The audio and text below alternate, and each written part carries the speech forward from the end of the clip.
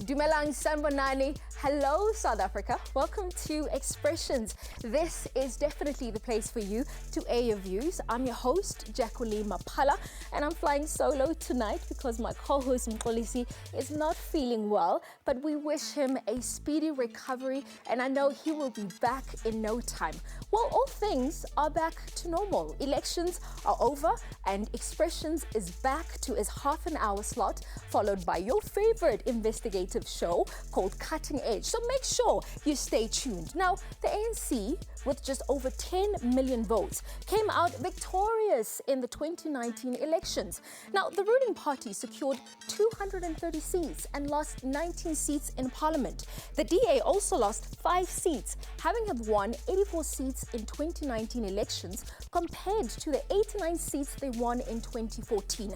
Now, the EFF almost doubled their parliament's presence, going from 25 to a whopping 44 seats after getting 1.8 million votes in the 2019 elections. Now, are young people happy with the elections results?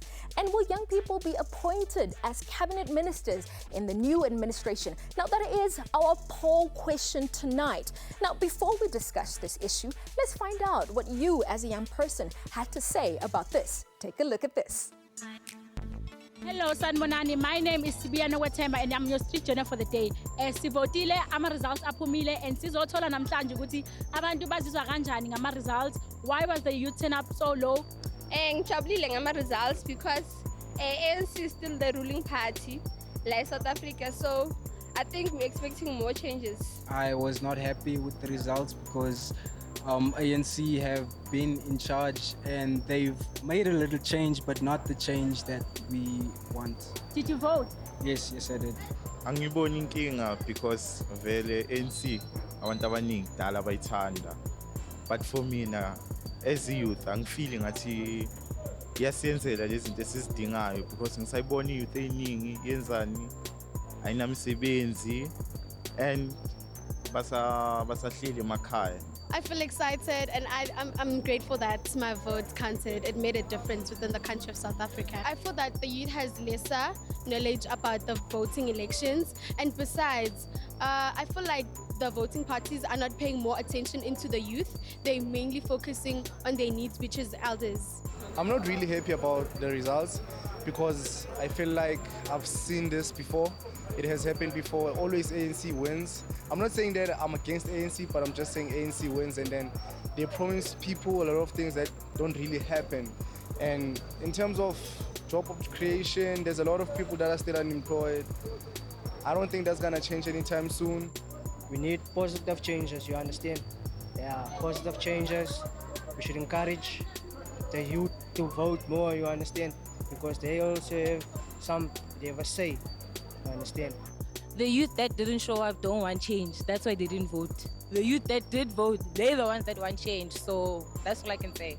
At the end of the day, with power comes corruption. They're all going to be corrupt either way. There you have it, Expression Sizile, Babuzile, Nibazulu Batin ngama results. Some mixed feelings on the election results. But to help me take this discussion further, I'm joined in studio by Mr. Luyolo Mpiti, who is a DA youth leader. I'm also joined by Mr. Peter Kietse, who is the EFF President Student Command, as well as Fasiha Hassan, who is the ANC youth activist. Lady and gentlemen, welcome to Expressions. Thank you. Hi, some of you've been here too many times.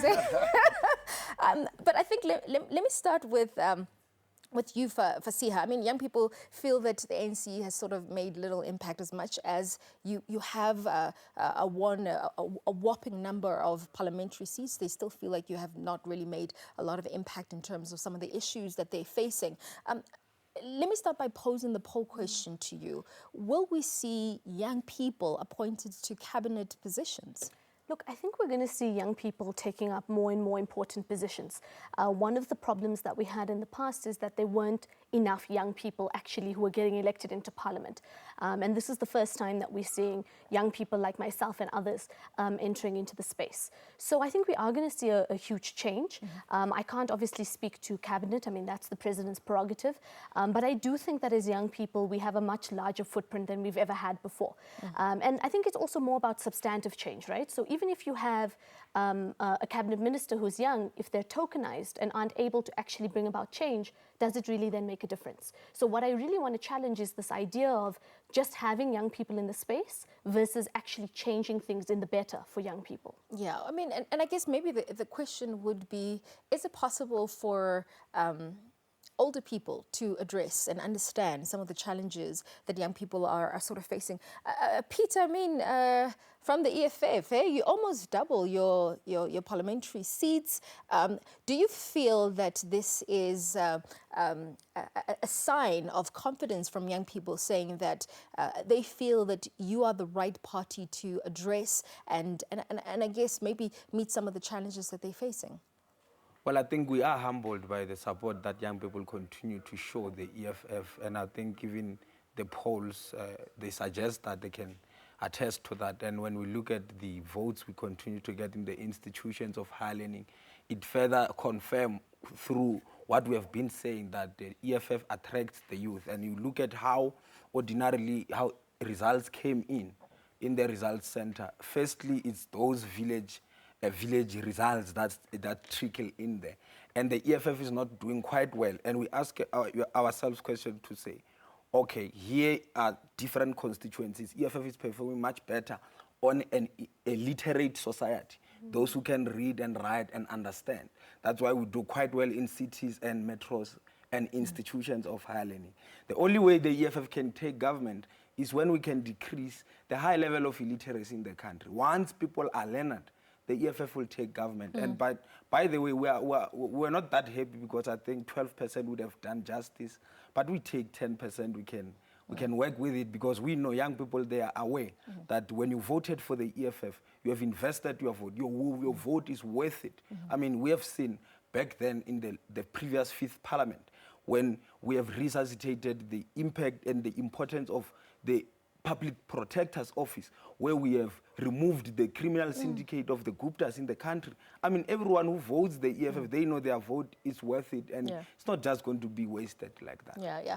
And I think, Peter, just in short, I mean, I think the EFF has successfully put certain issues on the map. I mean, whether it's the land issue, it's free education. I mean, for young people, what should they expect from 2019 moving forward from the EFF in terms of some of the issues that you're going to table for young people? Look, I think, you know, when we look at the education, how they are saying it's free, I think that's where we need to start because, as I said, a literate nation, if we're well educated, we're going to build a better society.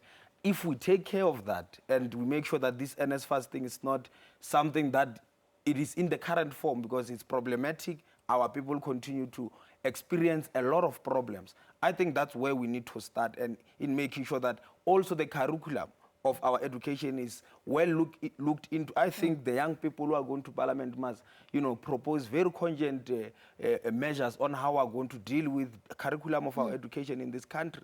And I think those are the some of the few issues that will be dealt with. Luyolo, I mean, you hear the EFF almost talking about resuscitating certain issues, and I think for you this is almost like a full circle moment because we started with you and now I think we're ending this election race or at least the election process with you. I just want to find out in terms of the DA. I mean, we also know as well that, you know, the DA has lost a couple of seats, but we want to know, for young people who entrusted you with your votes, what are the issues that you're going to tackle first as the DA? Thank you. I think good evening. One of the major things, I think today we saw the report coming out of the increase in unemployment amongst young people. We've had an increase of 0.5% where young people are unemployed. So I think what is important, what we need to do as young people within these spaces is to speak to jobs, because unemployment is killing young people. Unemployment is a scourge amongst young people. So we need to get young people employed. And the only way that we can do that is by prioritizing skills for young people and also ensuring that through those skills they can enter into this economy that has kept them out for so long. Right? And that's how we really inculcate a spirit amongst young people to say that we want them to have jobs. We want young people to contribute to this economy and not be left on the periphery. Okay, so Leola, but I mean, let's have a frank discussion around employment and jobs.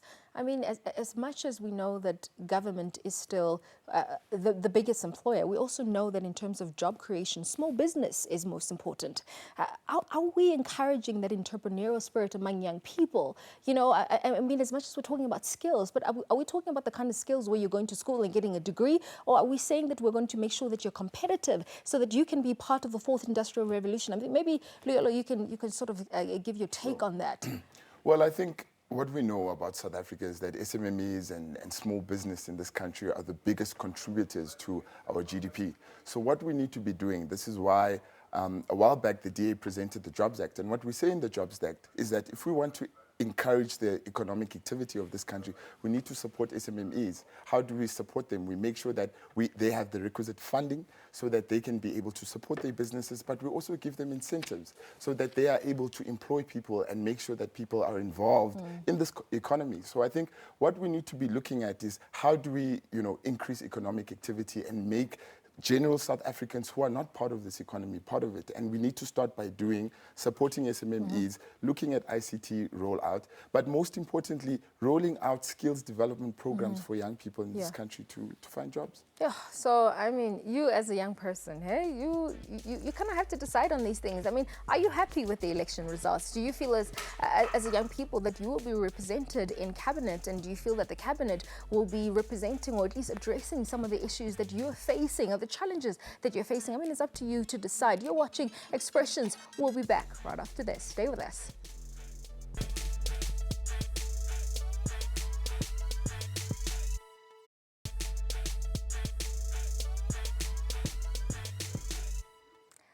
Welcome back. You are still watching your #1 hashtag Youth Current Affairs show, Expressions. Now, the question that we're asking you tonight is, will young people be appointed as cabinet ministers in the new administration? I mean, like I'm saying, that is the big question that we're asking you tonight. And of course, I'm not having this discussion by myself. I'm joined by Khotsi Chikane, who is an independent analyst and author.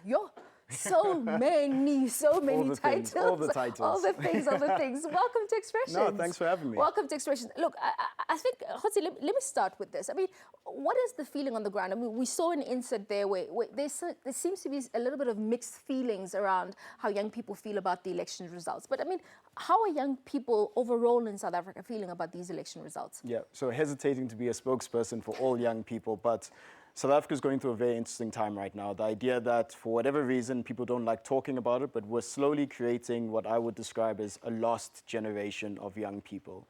The idea of having young people who are not employed in education or training between the ages of 18 to 30 sitting at almost 3.4 million. The idea that unemployment for young people is still one of the highest, not just on this continent, but one of the highest rates in the world, sitting above 60%. We're creating a situation where we expect the country to say, 10 years from now, we're going to kickstart things. But how do you kickstart an economy or a country when you've under-resourced young people in particular? And young people know this. They can feel it. The idea that you can't find a job, you go into university and then they tell you that because you can't afford university, you can't get your degree. The idea that even if you get a degree, you still can't get a job. There's all these hurdles, and the young people are starting to feel this idea of, are you purposely sabotaging us? Is it an accidental sabotage? But the fact is, there's a lost generation that's being created, and young people are saying enough's enough. So then, with all of that, all what you've said, what does a cabinet that is not representative of young people mean for young people in South Africa? Yeah. So a lot of people will say that put a young person in cabinet and things will change. And I don't necessarily think that's true. The idea that of putting a young person doesn't necessarily mean that that young person will bring all the views of young people. It doesn't mean that young person is skilled. The idea is you need to be injecting new ideas into cabinet. And you can influence in multiple different ways. You can influence from Parliament, as you saw in the last election. So we're getting a new generation of MPs, some of the youngest we've seen, some of them from the Fees Must Fall generation, who we hope would be injecting new ideas, not just bringing youthful vibrance, but bringing new intuitive ideas about what it means to be a young person. But bigger than that, is being able to convince the older generation that your idea matters. Because it means nothing if you're just going to be there as a placeholder to say, thank you very much for giving me this position, I appreciate it so much. If you're there, then move aside for another young person. What we really need are young people who are ready to stand and confront their elders, regardless of the situation, and call a spade a spade. Okay, so what in your opinion, at least which party in your opinion do you feel represents the youth vote? Is it fair for us to say, obviously it's the EFF, or, I mean, like you're saying, I mean, you're looking at parties like the ANC where you're seeing young people obviously being represented, but which party represents the youth vote, according to your opinion? Yeah, so I might be sneaking this answer, but it's the idea that I think it depends on what type of youth you're looking for, right? So in the past elections, we saw that the extremes really got some votes. The more populist message from the EFF really galvanized with black youth, in particular black youth males, who are between the ages of 18 to 30. You also see that these are the more centrist arguments. So there are a lot of young people who say, on big issues, I have a stance. So on land expropriation without compensation, I have a particular stance, but it doesn't mean that this stance feeds into my views about how we deal with the economy. And those centrist views amongst young people have resonated and have still stuck with the bigger parties such as ANC and DA. The problem is who is talking to the directly unemployed and underskilled youth. As Peter was saying before, the EFF is really succeeding a lot in urban areas, young people who are quite literate, university students, but who is talking to the students who are living in Kunu in the Eastern Cape? And that question is a bit up in the air, I think, right now. Okay, so, I mean, we're going to obviously go into a voice note just to find out what you have to say about this issue. But I think let me just go into my social media wall here. Usebonga says that they won't add young people without a doubt. We live in a country where leaders think maturity comes with age like wine. The truth of the matter is that experience begets maturity. Now, Upilani says, yes, I hope Sir Ramaphosa will appoint young people in his cabinet, as he already started with the Minister of Communication, and he'll add 50% of women. Now, I want to read this one that was quite interesting. Tandeni said, not an ANC cabinet, sorry, because ANC believed in old age people. Hey, young people are harsh. But of course, we want to roll our WhatsApp note. Let's take it here. Let's listen to it. I believe that President Ramaphosa has seen the demand in terms of young people in leadership in Parliament. I believe he's going to make the decision to actually appoint a young person as a cabinet minister. A young person confident that our president will allow the youth voice to be represented in the upcoming cabinet that we're going to be seeing in our country. And unfortunately, we have to go to a break. But as my co-host always says, tell a friend to tell a friend that the biggest current affairs show is now on. We'll be back right after this.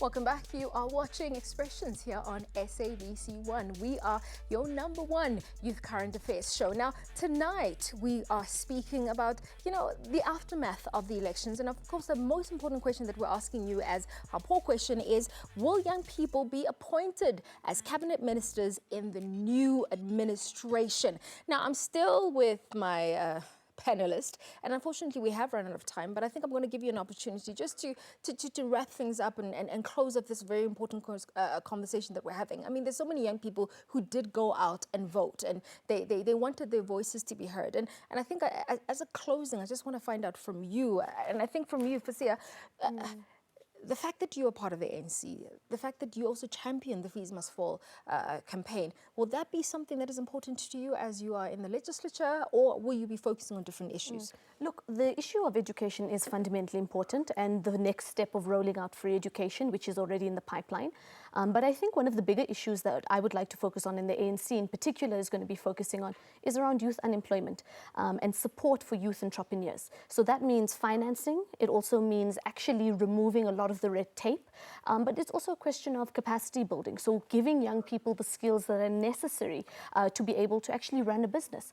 So as much as we're pushing on an education level, we also have to make sure on the other side that we're meeting the needs of young people. So, you know, in closing, I just really want to say that the ANC is reinventing itself. This new dawn is not just about the president. It's about myself. It's about all these young people who are saying we want to reinvent the ANC and we want to make it a party that is not just conducive for young people, but says what can we do to be decision makers at the table. Yeah. So let me bring Peter from the EFF. I mean, you almost doubled your seats. What does this more representation of EFF in Parliament mean for youth issues that you're going to be addressing? Well, as I've said, that you know, young people can be rest assured that their votes are worth it, and we have elaborated how important it is and how effective the EFF was with only 25 seats, and we can only imagine what they will do when they are 44 there. And we must appreciate that, and we must indeed appreciate how our people continue to work tirelessly, ground forces, members of branches on the ground. The interesting question that I perhaps want to close by answering is, will the president appoint younger ministers? That we will see. I mean, I just saw some of the leaders of the ANC saying, Premier Makura, Premiers of North, but they are young lions. And I wonder whether... So your interpretation of young is very different. And Leolo, your closing comments. Well, I think we've lost votes in this election, and I think we've received that indication with humility, and we are serious about receiving and working hard to gain those votes back from the electorate. But I think most importantly, young people are hungry in this country. We want to be employed, we want jobs, we don't want to be pensioners, we don't want grants. So we need to find ways in which we can innovate ideas to find jobs for young people. Yeah, excellent. Well, ladies and gentlemen, thank you so very much for coming to the show. I think you've given us a lot of food for thought. Now, the poll question that we asked you, Kochaye, is simply this. Will young people be appointed as cabinet ministers in the new administration? And these are the results. 60% of you said yes, and 40% of you said no. So there's a lot of hope and confidence in the fact that, you know, there will be a lot of youth representation in the upcoming, at least, cabinet. Now, we are going to now listen to what you think we should be discussing in our next show. Roll it. Hi Expressions, my name is Magazwe Matebula, and for next week's topic, I would like for you guys to discuss the high rates of unemployment. It's quite disturbing how a community that is surrounded by a minimum of 28 mines still has a high rate of unemployment. I mean, we touched a little bit on that, so I'm definitely looking forward to that particular show coming up next week. But from me, Jacqueline Pala, and the Expressions team, we want to say thank you very much for watching. Adios, muchachos. But to close us off, it's a performance from Ustino as well as Tweenie. Take it away. Bye-bye.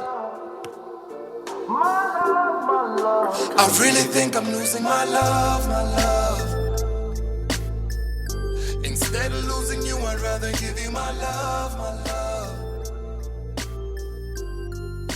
I really think I'm losing my love, my love. Instead of losing you, I'd rather give you my love, my love. My love, my love. All we do is win, win, win, win, win, win, win, win, win, girl. Everywhere we go, we win, win, win, win, win, win, win, win, win, girl. What we gonna do is win, win, win, win, win, win, win, win, win, girl. I wanna give you my love, my love. My love, my love. She said, hop in the car, Mitch. I'm leaving. I'm sick and tired of Mitch. Count season. I know you money, Mitch. I count need it. Me and my girls, we going out on the weekend. Hop in the Starship. You won't believe it. We can depart. You be a star just